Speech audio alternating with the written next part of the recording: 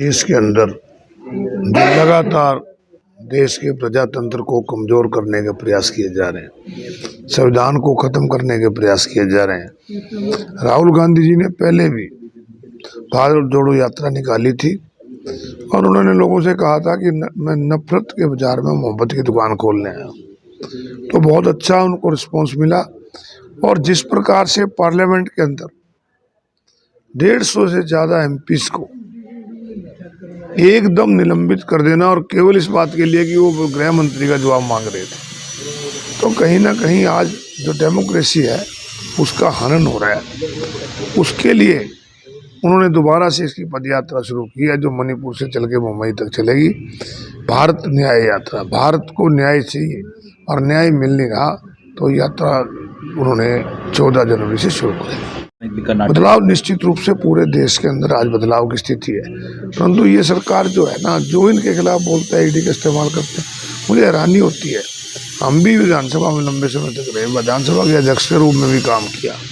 कोई भी अगर इस तरह की बात आती है तो एक दिन के लिए निलंबित होता है, अगले दिन खत्म हो जाता है।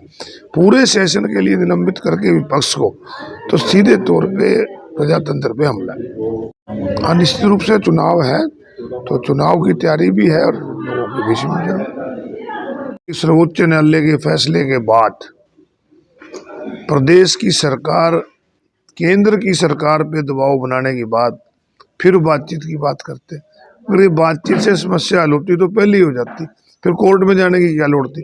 जब सर्वोच्च न्यायालय का फैसला आ चुका है तो प्रदेश की सरकार को केंद्र की सरकार पे दबाव डालना चाहिए कि वो हमारी नहर बनवाए। ये केवल और केवल लोगों की आंखों में धूल झोंकने के लिए है। बड़ी दुर्भाग्य की बात है कि देश के लिए मेडल लेने वाले लोग, देश का नाम दूसरे देशों में चमकाने वाले लोगों को भी एक जाति से जोड़ के देखा जाता है, जबकि जो खिलाड़ी होता है वो देश के लिए खेलता है, उसकी कोई जाति नहीं होती। ये ध्यानचंद जी हॉकी खेलते थे, उसको तो जाति भी नहीं पता थी क्या थी। अब देश की सीमा पर जवान शहीद होते हैं, ये सोच के थोड़ी शहीद होते हैं, वो देश के लिए शहीद होते हैं। देश के खिलाड़ी हो, देश के जवान हो, देश का गौरव है, उस पर इस तरह की अच्छी बात मुख्यमंत्री को नहीं करनी चाहिए। पेंशन तो बुजुर्ग की हमने कहा वो 6000 करेंगे, और मेन मुद्दा तो ओपीएस का है।